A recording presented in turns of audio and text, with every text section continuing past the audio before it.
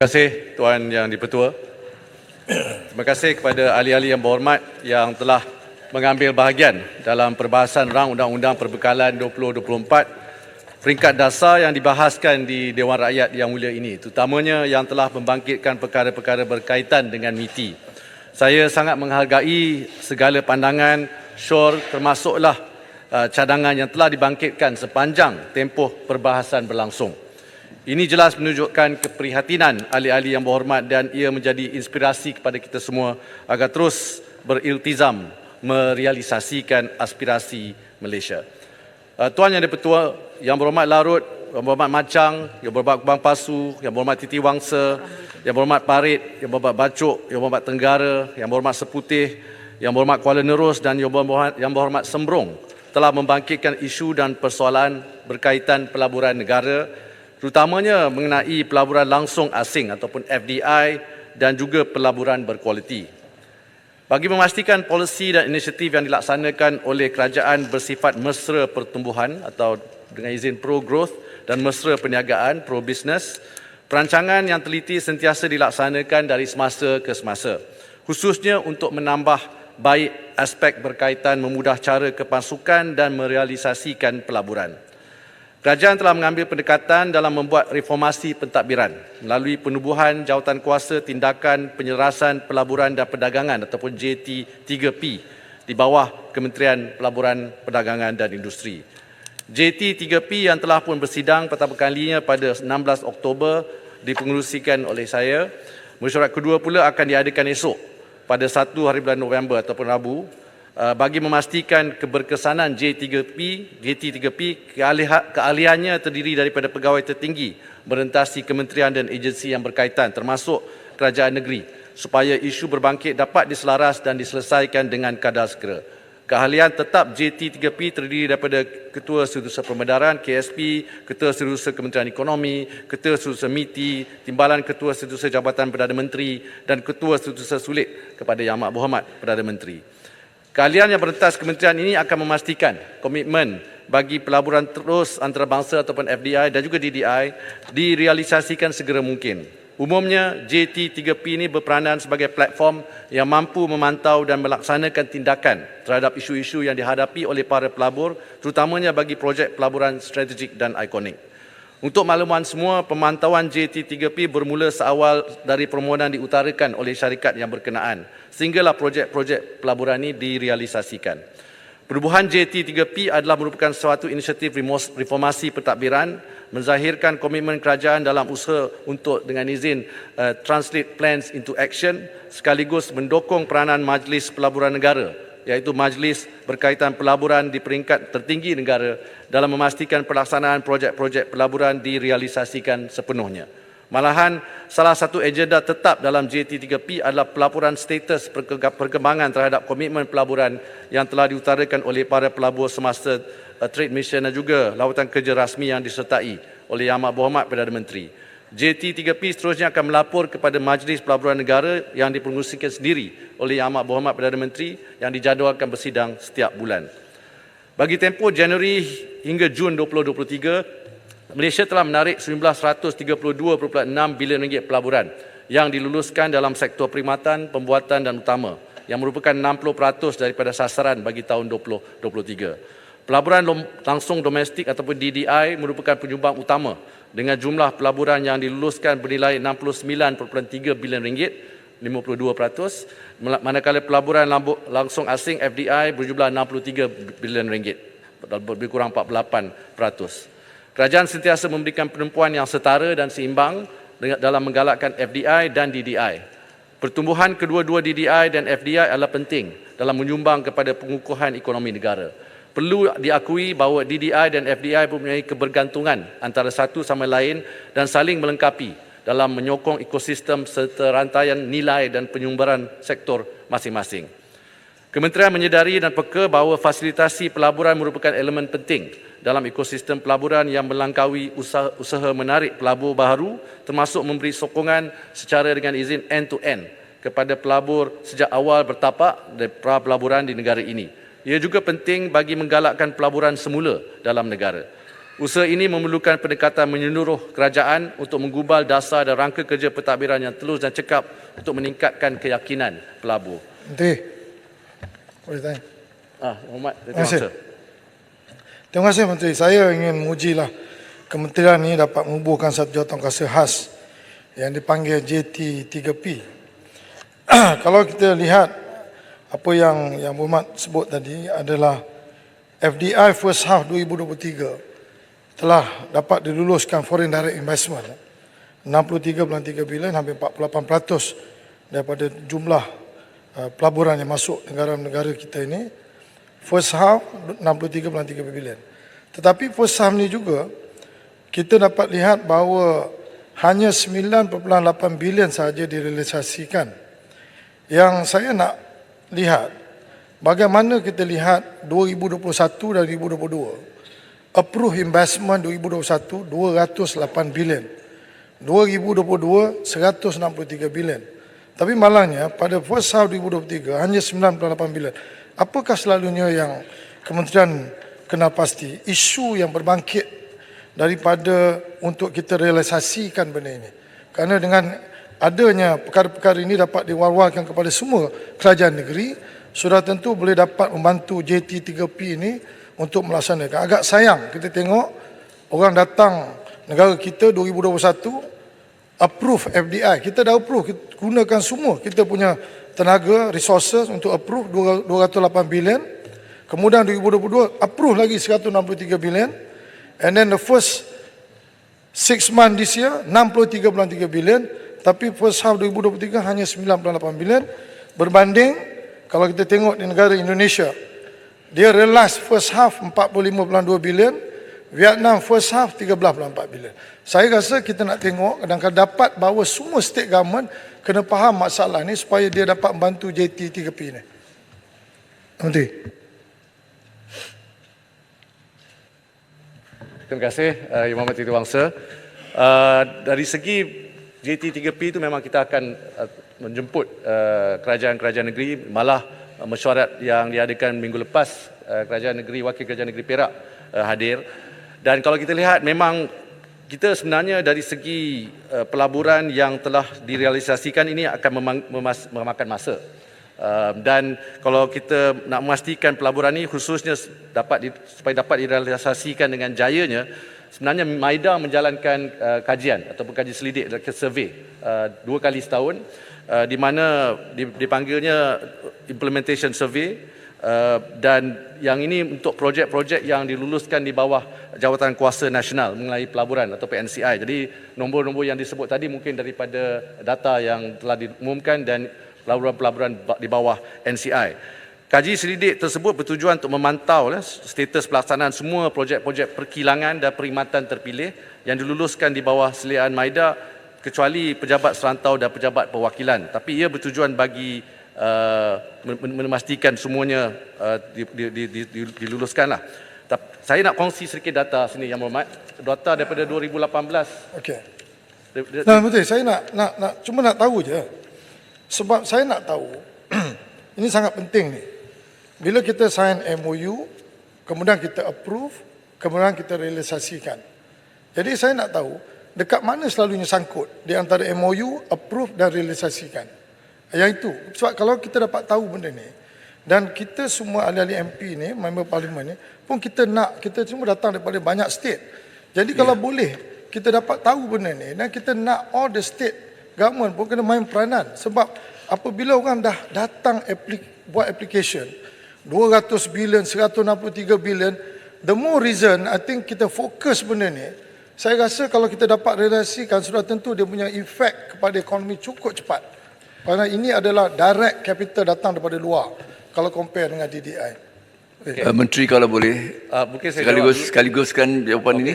Dia terkait, saya kira walaupun saya tidak berbahas atas tajuk ini secara spesifik, tetapi hal inilah yang kita mahu Menteri dan Kementerian memastikan bahawa inilah dia sebenar-benarnya kementerian yang akan memacu di high income economy, di advanced economy ataupun negara maju nanti. Tetapi kalau kita perhatikan Menteri, Saya ambil contoh data center ya sebagai satu pelaburan high growth, high value ya. Saya memastikan merhatikan MIDA meluluskan 7 DC data center to the tune of, dengan izin, jumlahnya 75.87 bilion, Menteri ya. Dan kita tahu pada waktu yang sama akhirnya yang akan realize yang disebutkan oleh Titi Wangsa tadi adalah tergantung kepada banyak faktor, Menteri ya. Apakah Menteri bersedia menerima hakikat bahawa daripada apa yang kita cita-citakan, kita punya bottleneck yang paling mengancam kita, that is the talent pool yang memerlukan high skill, dan that will result in high paying job. Tetapi contohnya we need the pool of data scientists, data analysts, we need a pool of highly skilled network engineers, network solution officer dan network analyst, yang kesemua ini menjadi satu yang dalam konteks sektor ini. Jadi di mana from approve to realize, apa yang perlu Malaysia atasi segera. Ya, Menteri sebutkan it takes time, betul, tapi talents are not created overnight. Terima kasih, Menteri. Okey, terima kasih. Jawab soalan berdua-dua sekali, memang ada berkaitan. Bagi tempoh 2018 hingga 2023, sebenarnya jumlah pelaburan yang diluluskan adalah bernilai 753.9 bilion ringgit. Ini dalam sektor perkilangan dan perkhidmatan di bawah seliaan MIDA lah. Pelaburan ini melibatkan 9,201 projek yang akan menjana sejumlah 455,984 peluang pekerjaan baru. Daripada jumlah ini, daripada kelulusan ini, sebanyak 593.5 bilion ringgit atau 78.7%. So, hampir 79% daripada seluruh pelaburan yang diluluskan dalam tempoh tersebut telah direalisasikan. Kadar pelaburan yang direalisasikan atau implementation rate bagi tempoh tersebut menghampiri kadar 80%. Ini berdasarkan data daripada 2018 hingga 2023. Jadi kita nak pastikan setiap pelaburan. Data tu dia campur dengan DDI sekali ke? Data ini adalah data FDI dan juga DDI. Dia combine lah. Yes, combine. Tapi kalau dia ada, Menteri ada tak FDI punya data? Dalam sekarang tidak ada. Nanti saya akan bagi. Kerana soalan tadi sebenarnya ada 3 peringkat. Satu ialah semasa disadangkan pelaburan, lepas tu pelaburan itu diluluskan dan direalisasikan. Kita track, pastikan yang bila dah janji, dah sign agreement, macam mana nak direalisasikan. Mungkin mengambil masa kadang-kadang kurang-kurangnya 2 hingga 3 tahun, bergantung kepada projek, kompleks projek dan bagaimana dalam masa 3 hingga 5 tahun. Kalau dah lambat tu kadang-kadang ada isu lain lah. Tetapi nak menjawab apa masalah, kita sebenarnya telah membuat satu kajian bersama-sama dengan Bank Negara mengenai the pain points untuk pelabur-pelabur yang datang di sini, termasuk pelabur domestik. Kita dah identify lebih kurang 13 pain points dan di sini JT3P bersama-sama dengan Majlis Pelaburan Negara akan mengkaji bagaimana kita nak to resolve some of this dengan izin isu-isu ataupun cabaran-cabaran. Dianya bukan saja di peringkat persekutuan, kadang-kadang sampailah ke peringkat pihak berkuasa tempatan. Tetapi ini bukan excuse lah. Itulah sebabnya kita kena cari jalan supaya kita mempercepatkan lagi. Tapi jumlah pelaburan memang dalam data yang kita ada, lulusannya 80% sejak di antara tahun 2018 hingga tahun 2023. Terima kasih, Menteri. Cuma saya nak minta, kenapa saya tekan ke FDI ni? Kerana FDI ni apabila kita umum dan kita approve tapi dia tak buat atau mengambil masa yang lama, kadang-kadang ada investor-investor lain yang juga berminat untuk datang negara kita, tapi dia tak tahu industri apa yang kita dah lulus. Jadi dia tak nak compete pasal negara kita ni kecil, tak dah besar sangat. So jadi kalau kita dapat pastikan bahawa mana-mana yang kita dah sign MOU, dalam 2 tahun, 3 tahun tak ada, dan kita kena KIV dia out so that other investor can come. So saya minat macam yang Bapak Menteri sebut pasal data center. There's a lot of inquiry on the data center ni. Sometimes kalau kita jumpa yang betul-betul serius, they can basically sit down dengan kementerian atau kerajaan negeri untuk dapatkan tanah-tanah yang sesuai. Tapi kalau datang semata-mata kerana dia nak nak war-warkan dia punya expansion ke luar negara, jadi yang ini kita kena hati-hati kerana kita takut yang serius tak dapat, yang hanya nak buat perception ataupun dan sebagainya, dia tak dapat execute kita punya time yang telah kita spend untuk luluskan projek-projek ini. Dan saya percaya bahawa JT3P ini memang sangat penting. Dan saya ucap tahniah lah kepada kementerian dan juga PM kerana menyusun strategi ini untuk memastikan bahawa semua approve FDI dapat kita laksanakan, dan kalau dia tak jadi kerana bukan kita, kerana dia. Ya. Satu lagi, terima kasih Yang Berhormat Titi Wangsa. Satu lagi input yang saya rasa penting ialah kita kena berkongsi secara umum. We share, we be transparent. So kita di sini JT3P akan membuat laporan bukan saja kepada MPN, Majlis Pelaburan Negara dan Kabinet, tetapi juga kepada pihak luar di sana. Supaya tapi itu ada pros and cons lah, kerana ini akan dari segi competitiveness kita mungkin ada yang banyak data yang kita kena berhati-hati juga dari segi begitu. Satu lagi Yang Berhormat Titi Wangsa dan juga Yang Berhormat Kuala Selangor, kerajaan juga dalam proses menyusun semula landscape agensi penggalakan pelaburan atau dengan izin investment promotion agency. Kerana ada banyak, kadang-kadang pelabur juga confused, dia sampai 30 lebih IPAs. Dan di sini kita akan menyelaras fungsi dan peranan koridor ekonomi wilayah dengan penyelarasan fungsi dan peranan koridor-koridor yang ada pada masa ini. Yang berkenaan talent tadi, Yang Berhormat, memang itu adalah salah satu cabaran bagi setengah sektor, setengah industri, tetapi bagi negara Malaysia ini adalah satu cabaran, bukan bagi seluruh dunia, ini adalah satu cabaran yang dihadapi terutamanya dari sektor-sektor teknologi untuk semua negara. Cuma negara kita pada masa ini dengan ekosistem yang insya-Allah kukuh berbanding dengan negara-negara lain, banyak lagi pelaburan yang masuk. Jadi oleh itu kita perlu meningkatkan lagi kapasiti ataupun talent pipeline kita. Dalam masa 2 dan 3 tahun ini kita kena bekerjasama dengan pihak industri dan IPTA dan juga IPTS dengan lebih erat lagi, kerana memang benar demand is outstripping the supply dari segi talent buat masa ini.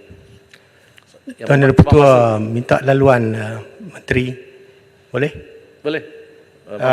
Saya ingin juga berkongsi sedikit sebanyak pengalaman saya menjadi Exco Kerajaan Negeri Industri dan Pelaburan. Saya boleh bagi some live example. Selalunya kalau syarikat-syarikat daripada luar negara, saya bagi satu contoh syarikat yang besar melabur di Taman Teknologi Tinggi Kulim, Pak Menteri, ATNS. ATNS ni dia mula datang untuk mendapatkan maklumat-maklumat ke tempat kita di Kulim High-Tech Park semasa pandemik 2020. Lepas itu dia bukan saja datang ke tempat kita, dia akan pergi ke negara-negara lain juga. Dia pergi ke Vietnam, dia pergi ke Thailand dan negara-negara Timur Eropah dan sebagainya.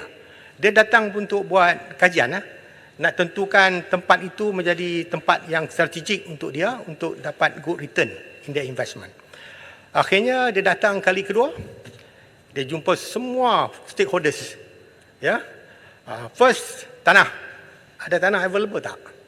Kalau di Taman Teknologi Tinggi Kulim memang tanah available, ready untuk buat kelang. Tak payah lagi tukar daripada pertanian kepada industri dan sebagainya.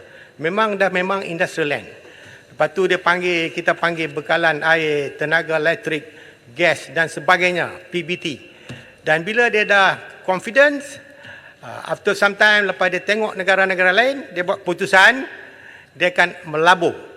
Bila itu berlaku, dia kena dapatkan license manufacturing daripada MIDA. Jadi tidak ada timbul MOU. Dalam bagi mereka tidak MOU. Dia nak buat atau tak buat. Jadi dapat manufacturing daripada MITI. Kita sedang tunggu jawapan yang telah pun bahas. Boleh tunggu sekejap. Sebab tak ada masa, kita sekarang sudah bahas. Tunggu. Ya, bukan masa untuk berbahasan, Puan Speaker. Saya Menteri bagi laluan kat saya kat ibu. Kuban Pasu. Okey, to cut Yang matter Berhormat short, Kuban Pasu, kita jumpa stakeholders, dah ringkaskan. ready, dia melabur 10 bilion dan sudah berjalan 100%. In fact, dia punya pelaburan mentambah daripada yang awal. Dan dia akan Kuban Pasu. mewujudkan 6,500 pekerjaan. Itu simple example dan memang diluluskan. Sama juga macam Infineon, Yang Berhormat Menteri. Terima kasih Tuan Ketua. Sabak, jurus sabak. Yang Ketua pun kena sabak juga. Ini sesi Menteri jawab, bukan betul. untuk Tapi kena sesi sabar banyak. Kita selalu. bercakap bagi poin nak bantu. Ya. Silakan. Jadi yang betul pun kena sabar. Terima kasih. Kubang Pasu pun kena sabar juga. Okey, saya juga ada soalan daripada Yang Berhormat Larut mengenai jumlah pelaburan swasta bagi tempoh Januari hingga Jun yang 2023 132.6 bilion ringgit yang mencatatkan penurunan berbanding tempoh yang sama pada tahun 2022 134.4 bilion ringgit. Ingin saya jelaskan bahawa perkara ini adalah disebabkan oleh kesan asas yang tinggi atau dengan izin the high base effect hasil kelulusan sebuah projek perkhidmatan mega dari pelabur asing pada awal tahun lepas, iaitu syarikat Byte Dance System Sdn Bhd yang ini bernilai 42.8 bilion ringgit yang terletak di Sedak, Johor. Seperti disebut oleh Yang Berhormat Titi Wangsa dan Yang Berhormat Kuala Selangor ni dari segi data center. Dan data center ni betul, data yang disebut tadi meluluskan 7 projek pusat data sebenarnya. Jumlahnya 75.87 bilion ringgit dan insya-Allah antara syarikat terkemuka yang diluluskan adalah AWS yang berkomitmen untuk melabur di Malaysia untuk membina pusat data. Menurut penyelidikan daripada IDC, pelaburan pusat data dan awan akan menyumbang kepada lebih daripada 19,000 pekerjaan langsung dan tidak langsung baru, di mana 4,500 adalah pekerjaan IT yang mahir untuk tempoh 4 tahun.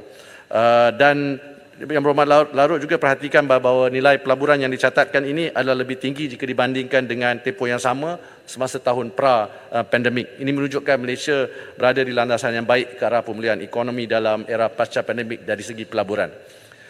Dan kesan high base impact ini turut memberi impak kepada jumlah pelaburan yang diluluskan dalam sektor perkhidmatan bagi tempoh Januari hingga Jun 2023. Dan ini tanpa mengambil kira projek mega tersebut, jumlah keseluruhan pelaburan yang diluluskan dalam pelbagai sektor ekonomi dan sektor perkhidmatan bagi tempoh Januari hingga Jun 2023 menunjukkan peningkatan masing-masing sebanyak 44 dan 89%. Sektor utama dan perkilangan juga mencatatkan prestasi yang baik, iaitu pertumbuhan bagi jumlah pelaburan yang diluluskan sebanyak 22.5% dan 2.5% berbanding tempoh yang sama pada tahun 2022. Di samping itu, Yang Berhormat Larut ada tanya pasal insentif. Kajian pencetukan semula insentif cukai terutamanya di bawah Akta Cukai Pendapatan 1967 dan Akta Penggalakan Pelaburan 1986 ataupun PIA sedang dijalankan oleh Kementerian Kewangan dengan sokongan daripada MITI, MAIDA dan LHDN untuk memastikan penyeragaman insentif dilaksana dengan lebih berkesan. Penstrukturan ini juga telah mengambil faktor cukai minimum global yang bakal dilaksanakan pada tahun 2025. Bagi memperkukuh lanskap pelaburan dalam negara, kerajaan kini melaksanakan dasar pelaburan baru NIP berdasarkan aspirasi pelaburan nasional yang menyasarkan sektor-sektor strategik seperti elektrik dan elektronik, ekonomi digital, farmaceutical, kimia dan angkasa. Dan NIP berteraskan NIA ini disambut dengan dan didukung oleh Pelan Induk Perindustrian Baru ataupun NIP 2030 yang telah dilancarkan pada 1 September lepas. MITI dan agensi-agensi di bawahnya akan terus berusaha bagi menarik pelaburan langsung asing yang berkualiti, bernilai tinggi dan berimpak tinggi ke Malaysia selari dengan NIA. Pelaksanaan projek-projek pelaburan akan memberi kesan limpahan ataupun dengan izin spillover effect dan kesan berganda multiplier effect bukan sahaja kepada rakyat setempat bahkan juga menyumbang kepada kemajuan negara. Di samping itu, hasil implementasi projek-projek pelaburan akan mewujudkan peluang pekerjaan, membangunkan tenaga kerja yang mahir, memperkukuh rantaian nilai dan rantaian bekalan sepanjang ekosistem perniagaan dan pelaburan yang seterusnya dapat memupuk pertumbuhan syarikat-syarikat asing dan tempatan. Usaha berterusan dilaksanakan untuk menambah baik, menyegera dan memudah cara aspek yang berkaitan pelaburan dalam memastikan Malaysia kekal sebagai destinasi pilihan. Tuan Yang Di-Pertua, sebagai keterangan lanjut mengenai proses sebuah projek pelaburan yang direalisasikan ini dibangkitkan oleh beberapa ahli yang berhormat, secara lazimnya seperti saya sebut tadi, pelaksanaan sebuah projek pelaburan ini kadang-kadang mengambil masa sampai 3 tahun, ada juga 4-5 tahun. Bergantung pada skala projek dan keadaan ekonomi semasa. Projek yang direalisasi adalah merujuk pada projek yang telah memulakan operasi, sedang dalam pembinaan bangunan, kilang atau sedang dalam pemasangan mesin dan peralatan. Jadi oleh itu yang seperti saya sebut tadi, kita perlu perhalusi dia lebih dalam lagi angka untuk direalisasikan semasa projek-projek yang agak lambat dalam list tu. Kita akan kongsi dengan semua kerajaan negeri seperti yang dicadangkan oleh Yang Berhormat Titi Wangsa tadi. Tuan Yang Di-Pertua, selepas para pelabur menyatakan hasrat untuk buat pelaburan dalam negara dan seterusnya selepas pengumuman mengenai perkara tersebut dikongsikan, kita akan tidak menunggu tetapi sebaliknya membuat susulan bagi memastikan syarikat-syarikat mengemukakan permohonan masing-masing. Ya, Tuan Yang Di-Pertua, ada juga soalan daripada Sembrong mengenai status komitmen pelaburan dari China pada April yang lepas. Ini lebih kurang 7 atau 6 bulan yang lepas. Saya ingin berkongsi bahawa syarikat GDS Services akan melambur 4.5 bilion ringgit dalam tempoh 10 tahun untuk pembinaan kampus pusat data hyperskala. Pusat data pertama mereka dengan pelaburan 2.2 bilion ringgit baru saja dirasmikan di Johor. Dan syarikat Longgi, salah satu pengeluar wafer silikon yang terbesar di dunia, akan meningkatkan kapasiti pengeluaran bagi solar ingot, wafer sel dan modul di Serendah, Selangor dengan pelaburan sebanyak 1.8 bilion ringgit. Jadi Longgi Malaysia juga akan mewujudkan lebih daripada 8,000 peluang pekerjaan secara keseluruhan, dan Longgi juga akan membuat pelaburan baru di Bintulu, Sarawak dengan nilai pelaburan sebanyak 1.3 bilion ringgit bagi projek pembuatan monokristal. Dan syarikat ZTE Corporation juga telah mengumumkan kolaborasi dengan Telekom Malaysia Berhad untuk menubuhkan 2 buah pusat inovasi penyelidikan dan pembangunan dengan tujuan memajukan teknologi 5G di Malaysia serta menyokong transformasi digital TM. Pelaburan sebanyak 200 juta ringgit akan diperuntukkan dalam tempoh 5 tahun dan dijangka mencipta 100 peluang pekerjaan serta melatih lebih daripada 10,000 rakyat Malaysia. Dan juga kerjasama antara Zhejiang Geely Holding Group dan DRB Highcom bertumpu kepada perancangan dan pembinaan otomotif High Technology Valley di Tanjung Malim, Perak. Dan selain itu, 5 projek dengan pelaburan sebanyak 91 bilion ringgit dijangka akan dimuktamadkan pada akhir tahun 2023 yang berpotensi untuk mewujudkan sejumlah 7,107 peluang pekerjaan yang again, saya nak rumuskan di sini, kita akan laporkan juga status dalam pelaburan ini dari masa ke semasa. Tuan Yang Di-Pertua, Yang Berhormat Kuala Selangor juga telah membangkitkan isu tabik urus Pelan Induk Perindustrian Baru 2030 NIMP 2030. Jadi Yang Berhormat Kuala Selangor telah untuk makluman Yang Berhormat Ahli Kuala Selangor, NIMP 2030 ini merupakan pelan perindustrian yang menetapkan aspirasi agar Malaysia muncul sebagai peneraju global dalam sektor pembuatan dengan kompleksiti tinggi dan mementingkan aspek kelestarian, memperluas hubungan domestik serta mengukuhkan kedudukan dalam rantaian nilai global. So NIMP 2030 mengambil pendekatan berasaskan misi ataupun mission based approach dengan menggembling usaha rentas kementerian dan agensi serta pelibatan aktif oleh pihak swasta. So NIMP 2030 menyasarkan 3.3 juta pekerjaan dalam sektor pembuatan dan sasaran gaji pendengar ataupun median salary sebanyak 4,510 menjelang tahun 2030. NIMP 2030 telah menggariskan 21 strategi, 62 pelan tindakan dan disokong oleh 4 enabler untuk mencapai sasaran yang telah ditetapkan. Sikit Menteri kalau saya boleh celah. Semua blueprint buta akhir ini sangat baik. Ya.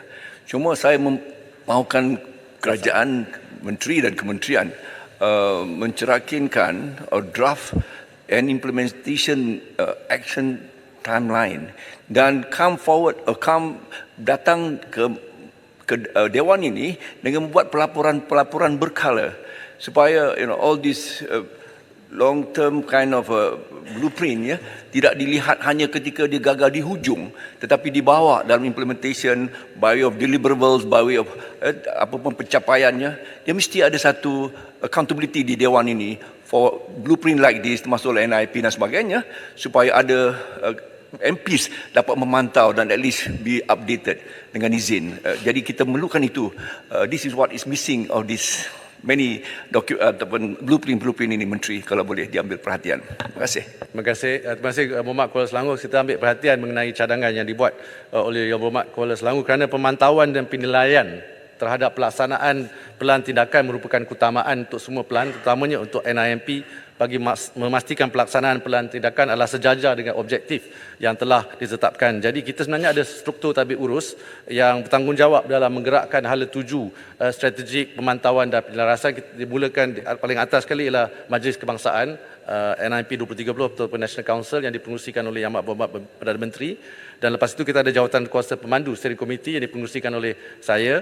Dan dalam menyokong struktur ini, buat pertama kalinya dalam pelan-pelan sebelum ini tidak ada, kita ada delivery management unit. Biasanya kita tidak ada sebuah pasukan yang memastikan petugas khas untuk berperanan sebagai Program Management Office. Ini buat pertama kalinya dan diwujudkan di MITI untuk menyelaras urusan pentadbiran berkaitan pemantauan dan penilaian NIP 2030. Dan juga kita sedang sekarang mengkaji dan dengan mungkin akan setuju dengan cadangan Yang Berhormat Ketua Selangor, kita mungkin perlu berkongsi apakah status pelaksanaan buat dari masa ke masa, at least one and every 3 months ya, bila mereka bermesyuarat, kita kongsi bukan saja dengan ni tapi kepada rakyat semua supaya mereka semua tahu siapa yang slow ya atau siapa yang laju lah in this case. So Tuan Yang di-Pertua, Tuan Yang Pertua, boleh saya ambil laluan sikit ya, Yang Berhormat Menteri. Ya, Tuan Masuk silakan. Yang Berhormat Menteri, MITI ini bagi saya seorang menteri yang cemerlang lah. Dan saya amat puji dia daripada dulu hingga sekarang. Dan di bawah kepimpinan beliau MITI, beliau banyak membuat inisiatif baru, New Industrial Master Plan, Jawatankuasa Tindakan Pelaburan dan of course Majlis Pelaburan Negara. Saya nak minta satu, saya sebutkan dalam ucapan perbahasan saya, Yang Berhormat Menteri, iaitu peruntukan hanya 20 juta untuk baik pulih dan naik taraf infrastruktur kawasan industri yang lama tu. 20 juta sikit sangat, Yang Berhormat Menteri. Saya cadangkan supaya dinaikkan lebih daripada 100 juta. Kita ada 13 buah negeri. Dan negeri-negeri ini amat memerlukan bantuan daripada kerajaan tuan untuk kita buat taman teknologi kita, kawasan industri kita supaya taraf dengan negara-negara maju. Saya minta Yang Berhormat Menteri untuk tambahkan 80 juta lagi dan insya-Allah saya akan sokong bajet MITI bila dia datang hari untuk kita mengundi. Terima kasih Tuan Speaker. Saya minta yang tu ya. Terima kasih Yang Berhormat Kuman Pasu, terima kasih kerana mengemukakan cadangan tersebut. Saya sebenarnya tidak ada peruntukan yang cukup untuk saya memang setuju, memang kita perlukan lebih. Saya dah bangkitkan ini kepada KSP ataupun Kementerian Kewangan, Ketua Susunan Perbendaharaan Kementerian Kewangan, tapi maklumlah kerana keadaan fiskal kita mungkin mereka telah membuat keputusan supaya, tapi kita insya-Allah saya akan cuba merayu juga kerana banyak pelan-pelan baru dan baru-baru ini Yang Berhormat sebenarnya telah mengumumkan juga ada new industrial park. Bukan hanya untuk ni Kedah, untuk seluruh negeri seluruh negara. Ya. Sekarang ni 20 juta untuk semua ya, tapi yang diminta adalah 100 ataupun 100 juta ringgit. Yang Berhormat Petaling Jaya, Yang Berhormat Jerantut, Yang Berhormat Puchong telah membangkitkan isu berkaitan industri kenderaan elektrik. So Yang Berhormat Petaling Jaya secara khususnya telah membangkitkan dasar dan sokongan kerajaan bagi segi infrastruktur atau infrastruktur ya, serta insentif-insentif berkaitan EV untuk menarik minat pelabur dan juga rakyat. Untuk makluman Dewan Yang Mulia ini, di bawah NIP 2030, EV telah dikenal pasti sebagai salah satu pemacu utama pertumbuhan ekonomi hijau. Kerajaan telah menetapkan pengeluaran EV tempatan jenis mampu milik sebagai projek berbentuk dengan izin mission base, dan projek tersebut akan turut memperkasakan pembangunan industri E&E kita juga dengan izin contohnya integrated circuit design. Oleh itu, galakan dan inisiatif akan lebih diberi tumpuan kepada pembangunan industri ini, industri E&E ini, dan juga rantaian bekalan terutamanya yang kritikal. Pelbagai galakan dan insentif telah diperkenan dan dilaksanakan oleh kerajaan yang bukan saja bertujuan menarik pelaburan dalam ekosistem EV ini, malah turut memberi manfaat kepada rakyat. Insentif yang ditawarkan merangkumi pengecualian cukai langsung dan juga tidak langsung. Bagi cukai langsung, kerajaan menawarkan pengecualian cukai pendapatan melalui galakan taraf perintis ataupun allowance cukai pelaburan ini sehingga 100% sehingga 10 tahun untuk menggalakkan pelaburan dalam pengeluaran EV dan juga komponen-komponen kritikal berkaitan seperti bateri, motor dan lain-lain, di mana sekali lagi dalam E&E ekosistem kita.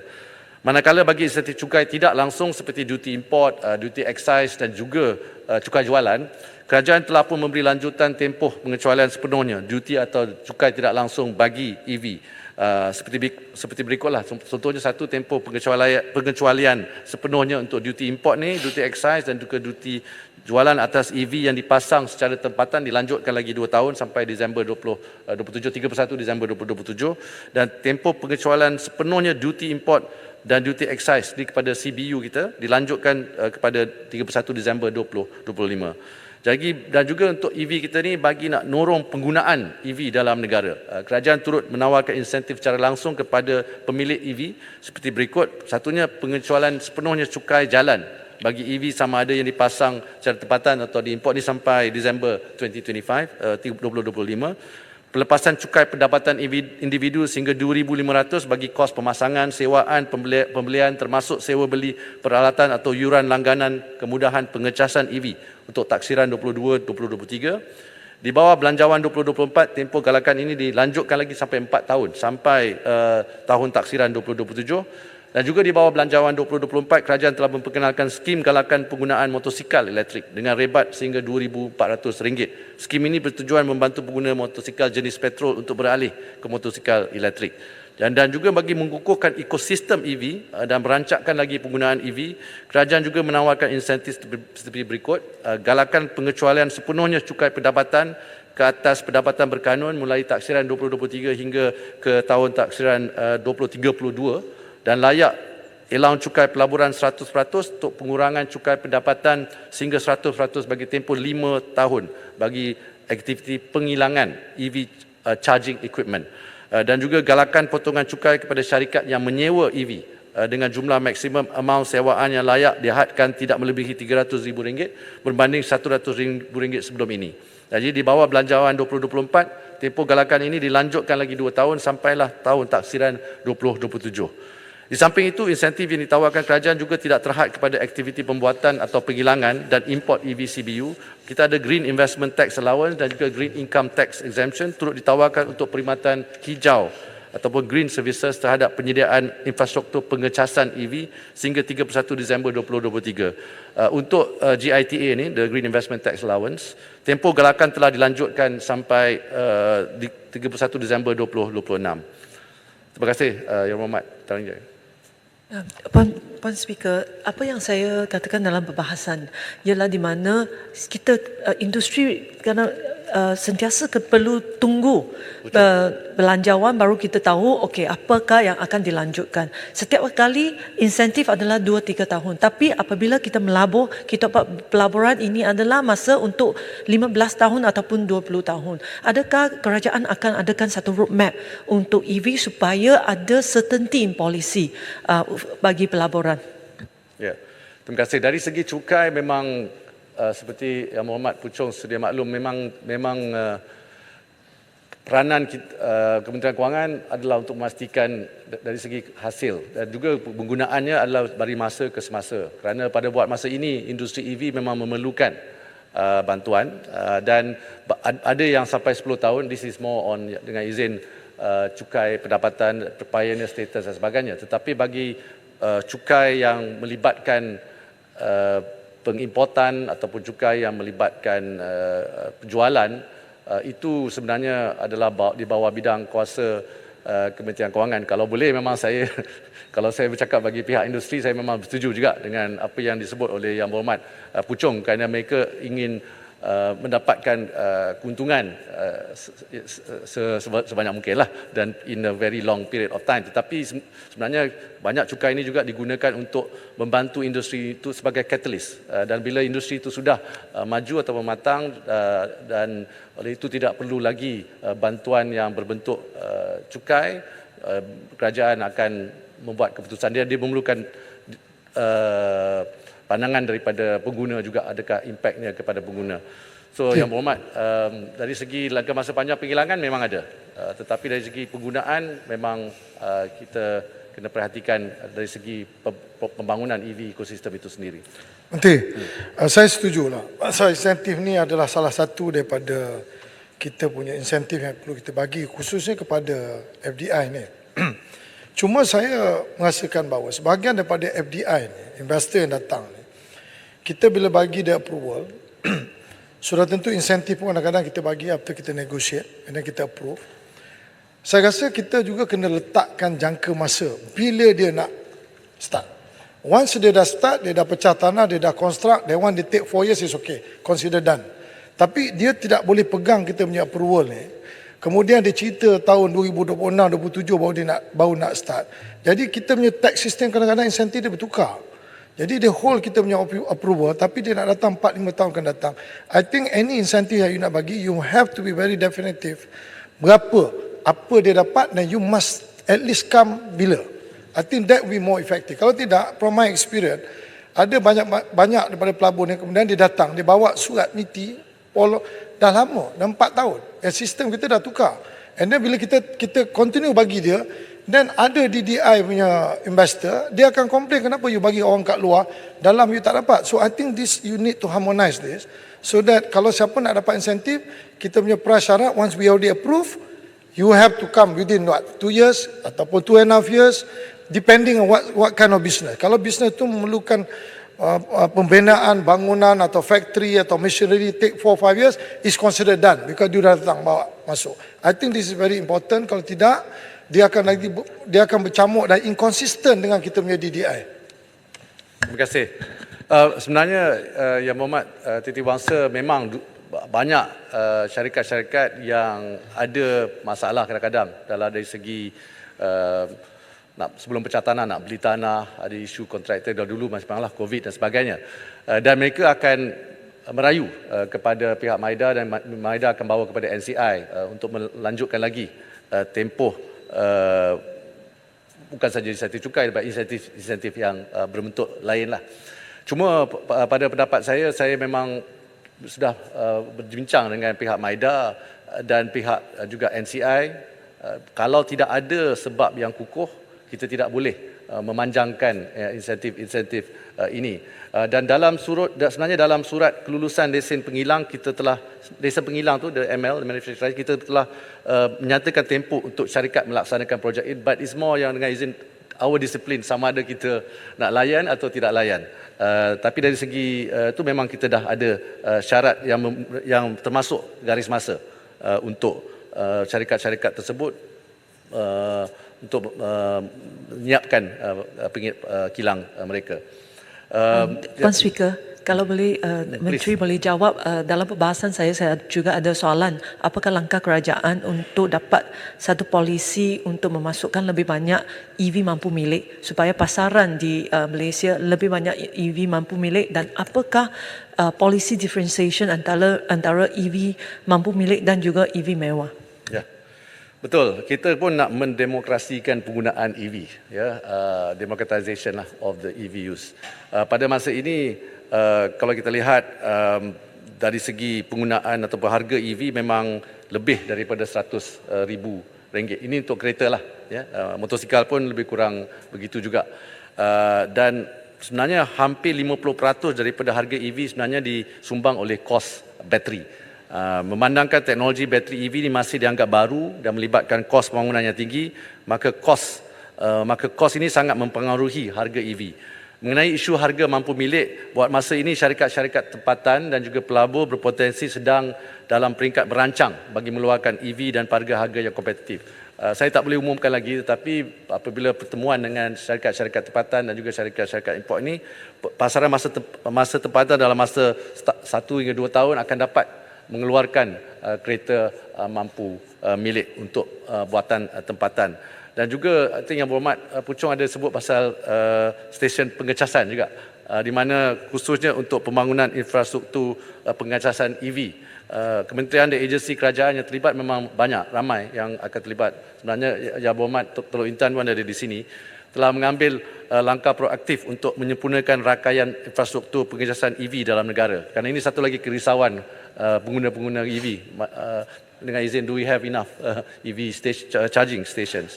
Jadi Kementerian Sumber Asli dan Alam Sekitar dan Perubahan Iklim ataupun NREC melalui agensi Malaysian Green Technology dan Climate Change Corporation telah membuat perancangan taburan untuk 10,000 unit pengecasan EV di seluruh negara. Dia dah identify mana kawasan-kawasan untuk buat pengecasan EV, dan Kementerian Kerja Raya dan Kementerian Pembangunan Kerajaan Tempatan KPKT telah menambah baik proses kelulusan sedia ada untuk pembangunan pengecasan EV di tepi lebuh raya dan di peringkat pihak berkuasa tempatan juga, dengan memendekkan masa yang diambil untuk pemprosesan permohonan dari pengusaha pengecasan EV. Dan juga KPKT sekali lagi melalui Plan Malaysia dan juga Jabatan Bomba dan Penyelamat Malaysia juga telah membangunkan satu garis panduan yang komprehensif untuk rujukan industri bagi memastikan pembangunan pengecasan EV dan juga CPO dapat dilaksanakan secara lebih sistematik dengan memenuhi aspek keselamatan. Jadi sebenarnya pada 12 Oktober 2023 baru ini telah diluluskan juga oleh KPKT mengenai panduan pemasangan pengecasan EV. MITI juga mengambil maklum cadangan ahli yang berhormat untuk mengguna pakai mekanisme Incentive Based Regulation IBR. Rumah Puchong ada menyebut bagi ini.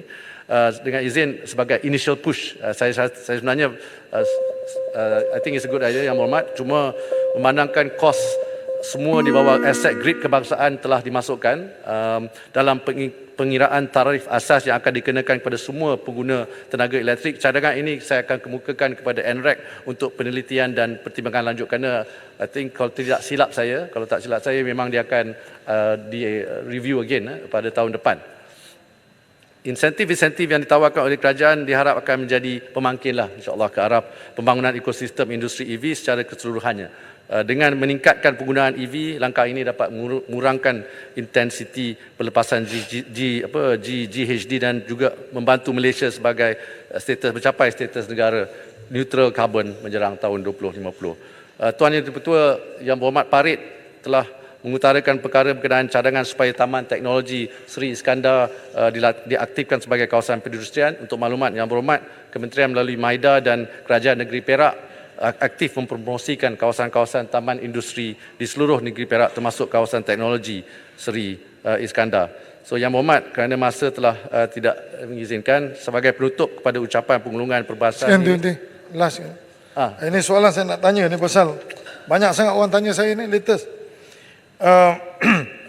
Saya nak tahu apakah rasionalnya Madrid dia sponsor QPR Stadium ni dekat UK. Apa dia punya link dengan Madrid? I just want to know the rationale then how much that Madrid bayar untuk QPR punya sponsor ni for 5 years. Okey. Terima kasih Yang Berhormat Titi Wangsa. Seperti yang telah diumumkan dalam press statement kita,